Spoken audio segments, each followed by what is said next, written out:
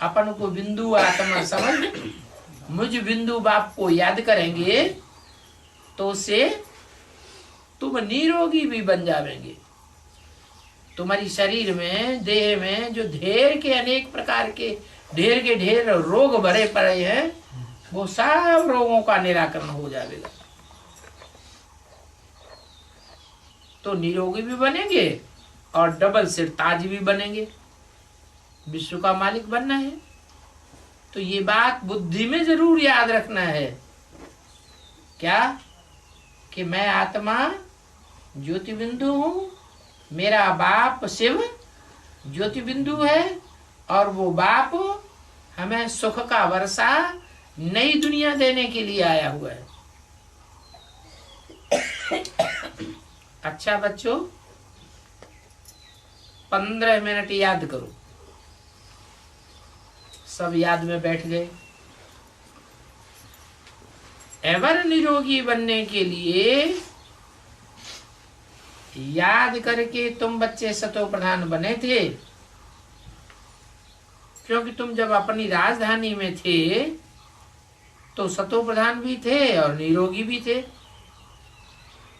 तुम्हारी काया कंचन थी। कंचन माने सोना, सोने की तरह मूल्यवान तुम्हारी काया थी। इसमें कोई भी प्रकार का कोई डिफेक्ट, कोई बीमारी नहीं थी। तो ऐसा 21 जन्मों के लिए निरोगी बनना है। 8 जन्म सतयुग में और 12 जन्म त्रेता और 1 जन्म इस संगम युग में।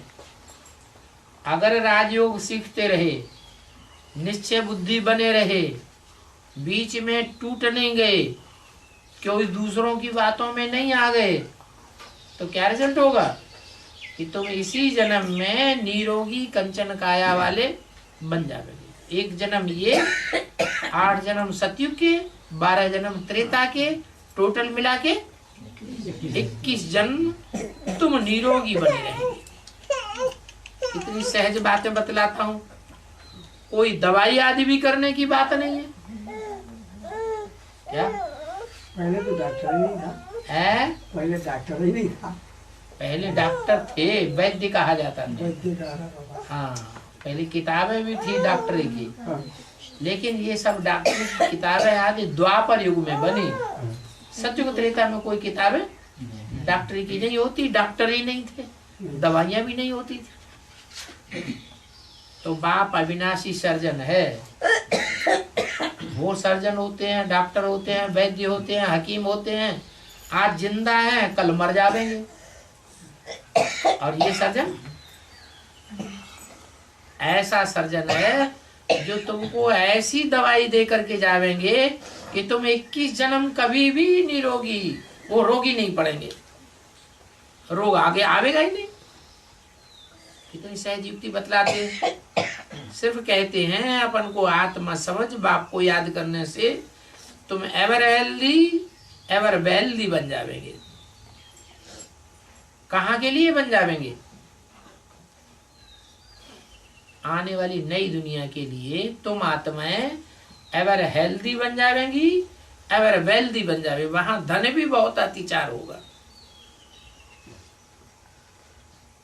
इस संगम युग पर ही तुम अमर पद पाते हो। वहां कोई रोग बीमारी आदि कुछ भी नहीं होगा। सतो प्रधान दुनिया होती है ना, सब निरोगी होते हैं। वहां कोई भी आत्मा रोग वाली नहीं होगी। तो बाप तुम बच्चों को 100% हेल्दी बनाते हैं। तो ऐसे बाप को कितना खुशी से याद करना चाहिए और हर्षित मुख होकर के याद करना चाहिए।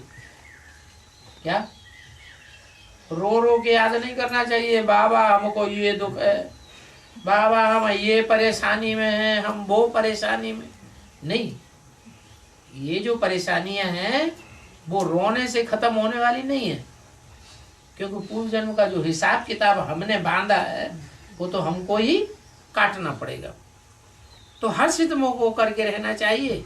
बाप गारंटी देते हैं, मीठे मीठे बच्चों, तुम्हारे जो भी पाप हैं जिन पापों के कारण तुम इस जन्म में दुखी होते आए हो, वो सारे पाप इस योग अग्नि से तुम्हारे भस्म हो जाएंगे। एक ही जन्म में सारे पाप भस्म हो जाएंगे।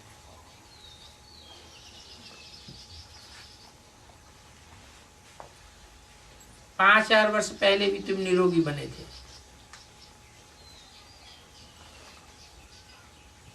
अनेक बार तुम निरोगी बने हो। बाप ने स्मृति दिलाई है, पर वो ब्रह्म आत्माएं हर 5 वर्ष के बाद श्रीमत पर चल एवर हेल्दी और हेल्दी बनते हैं।